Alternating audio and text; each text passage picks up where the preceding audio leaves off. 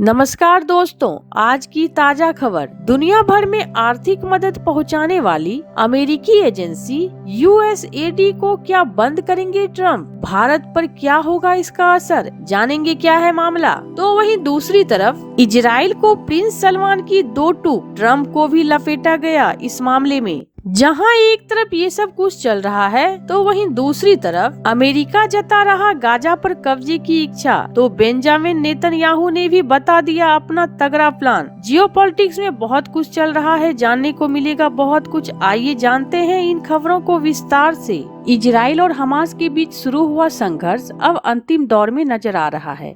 इसी बीच इजराइल के प्रधानमंत्री बेंजामिन नेतन्याहू ने सार्वजनिक तौर पर बता दिया है कि वह गाजा पट्टी में क्या करने वाले हैं। खास बात यह है कि अमेरिकी राष्ट्रपति डोनाल्ड ट्रंप ने गाजा को यूएस के कब्जे में दिए जाने का प्रस्ताव दिया है। फिलहाल इस पर अंतिम सहमति नहीं बन सकी है। नेतन्याहू ने अमेरिकी राष्ट्रपति ट्रंप के साथ व्हाइट हाउस में साझा प्रेस कॉन्फ्रेंस की। उस दौरान इजराइल के पीएम ने कहा कि उनका देश गाजा पट्टी पर 1.5 साल की जंग के बाद पहले से ज्यादा ताकतवर हो गया है।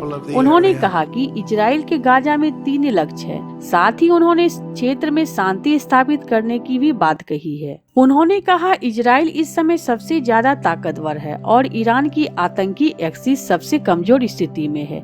जैसा कि हमने चर्चा की थी कि हमारा भविष्य सुरक्षित करने और हमारे क्षेत्र में शांति लाने के लिए हमें काम को अंजाम तक ले जाना होगा। गाजा में इजराइल के 3 लक्ष्य हैं। पहला, हमास की सेना और शासन क्षमता को खत्म करना, हमारे सभी कैदियों की रिहाई और यह सुनिश्चित करना कि गाजा कभी भी इजराइल के लिए खतरा नहीं बनेगा। ट्रंप ने कहा कि जब फिलिस्तीनी कहीं और बस जाएंगे तब अमेरिका गाजा पर कब्जा कर लेगा और आर्थिक रूप में इसका विकास होगा। हालांकि उन्होंने इस योजना के बारे में विस्तार से जानकारी नहीं दी है। खास बात यह है कि अगर ऐसा होता है तो इजराइल फिलिस्तीन संघर्ष के मामले में अमेरिकी नीति में बड़े बदलाव की तरह होगा। तो वहीं दूसरी तरफ फिलिस्तीन के बिना इजराइल से संबंध असंभव। सऊदी अरब ने 2 टूक लहजे में अमेरिका और इजराइल को साफ संदेश दिया है कि जब तक फिलिस्तीन को उनका जायज हक नहीं मिलता तब तक इजराइल से किसी भी तरह के राजनयिक संबंध स्थापित करने का सवाल ही नहीं उठता। क्राउन प्रिंस मोहम्मद बिन सलमान के नेतृत्व में रियाद ने अपने रुख को दोहराया है, जिससे ट्रंप और नेतन्याहू के प्लान को गहरा झटका लगा है। सऊदी अरब ने स्पष्ट शब्दों में कहा है कि जब तक फिलिस्तीन को एक स्वतंत्र राज्य के रूप में मान्यता नहीं मिलती तब तक इजराइल के साथ किसी भी तरह के संबंध सामान्य करने का सवाल ही पैदा नहीं होता। यह बयान सीधे तौर पर अमेरिका के राष्ट्रपति डोनाल्ड ट्रंप के उस दावे को खंडन करता है जिसमें उन्होंने कहा था कि रियाद फिलिस्तीनी के बिना भी इजराइल से रिश्ते सामान्य करने के लिए तैयार है। ट्रंप ने मंगलवार को एक चौंकाने वाला बयान दिया था कि अमेरिका गाजा पट्टी पर नियंत्रण स्थापित करेगा और वहां से फिलिस्तीनियों को बसाया जाएगा। उन्होंने यह टिप्पणी इजरायली प्रधानमंत्री बेंजामिन नेतन्याहू के साथ एक संयुक्त प्रेस कॉन्फ्रेंस के दौरान की। ट्रंप के बयान के बाद सऊदी विदेश मंत्रालय ने बुधवार को एक कड़े बयान में साफ कर दिया है कि उनका रुख अडिग है और फिलिस्तीनियों को उनकी जमीन से हटाने की किसी भी साजिश में सऊदी अरब कभी स्वीकार नहीं करेगा। विदेश मंत्रालय ने कहा, सऊदी क्राउन प्रिंस मोहम्मद बिन सलमान ने यह स्थिति बेहद स्पष्ट और निर्णायक रूप से रखी है। इसमें किसी भी तरह की गलतफहमी का कोई गुंजाइश नहीं है। ट्रंप प्रशासन लंबे समय से सऊदी अरब को इजराइल के साथ सामान्य संबंध स्थापित करने के लिए मानने की कोशिश कर रहा था, ठीक उसी तरह जैसे संयुक्त अरब अमीरात और बहरीन ने 2020 में अब्राहम समझौते के तहत किया था। लेकिन गाजा युद्ध और अरब जगत में उभर रहे आक्रोश को देखते हुए सऊदी अरब ने इस मुद्दे पर अपनी स्थिति स्पष्ट कर दी है। सऊदी अरब का यह सख्त रुख न सिर्फ इजराइल के लिए झटका है बल्कि ट्रंप की कूटनीतिक योजनाओं के लिए भी एक बड़ा धक्का साबित हो सकता है। अरब दुनिया में सऊदी अरब का असर सबसे ज्यादा है और बिना उसके इजराइल के लिए क्षेत्र में पूर्ण स्वीकृति प्राप्त करना लगभग असंभव होगा। जहां एक तरफ ये सब कुछ चल रहा है तो वहीं दूसरी तरफ अमेरिका के राष्ट्रपति डोनाल्ड ट्रंप ने अमेरिकी सरकार की प्रमुख विदेशी सहायता एजेंसी USAID को बंद करके उसे विदेश मंत्रालय में शामिल करने का ऐलान किया है।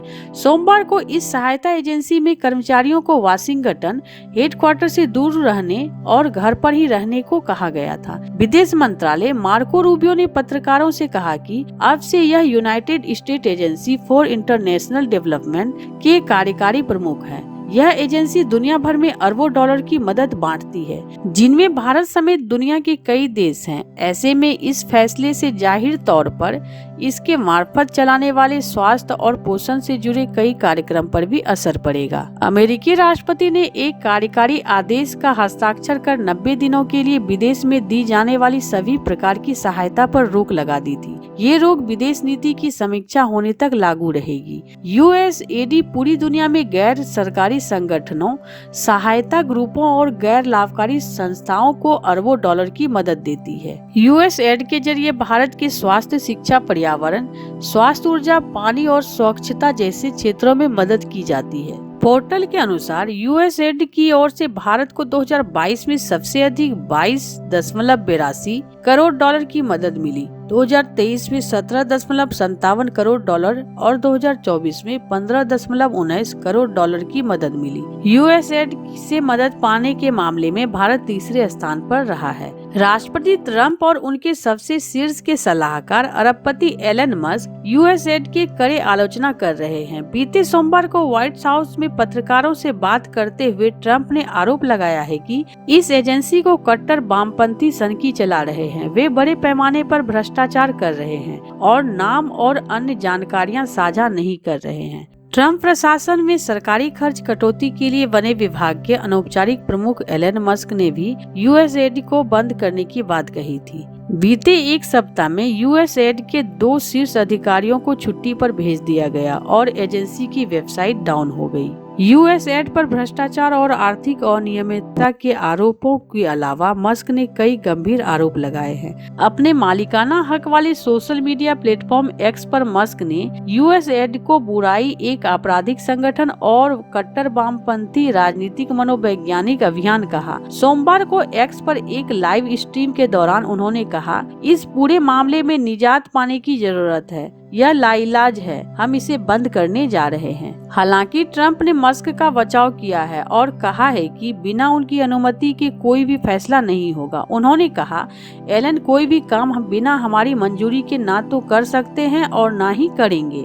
मस्क को सरकार में खर्च कटौती की निगरानी करने वाली एक पहलकदमी डिपार्टमेंट ऑफ गवर्नमेंट एफिशिएंसी का इंचार्ज बनाया गया है। हालांकि यह कोई सरकारी विभाग नहीं है। सरकारी कार्यक्रमों को बंद करने की इसकी कानूनी अधिकारों के बारे में अस्पष्टता नहीं है, इसलिए इसके खिलाफ कोर्ट में चुनौती दी गई है। मस्क के बयान के बाद अमेरिकी विदेश मंत्री मार्को रूबियो ने कहा कि USAID की कई सारी गतिविधियां जारी रहेगी। उन्होंने ये भी कहा कि अब ये गतिविधियां अमेरिकी विदेश मंत्रालय का हिस्सा होगी और इन्हें अमेरिकी विदेश मंत्रालय की नीतियों के हिसाब से ही चलना होगा। हालांकि ये साफ नहीं है कि बदलाव के लिए ट्रंप प्रशासन के पास क्या योजना है। ऐसे आपको क्या लगता है इन सब मामलों में? आपकी क्या राय है? कमेंट कर जरूर बताएं। जल्द मिलते हैं अगले वीडियो में नई खबर के साथ।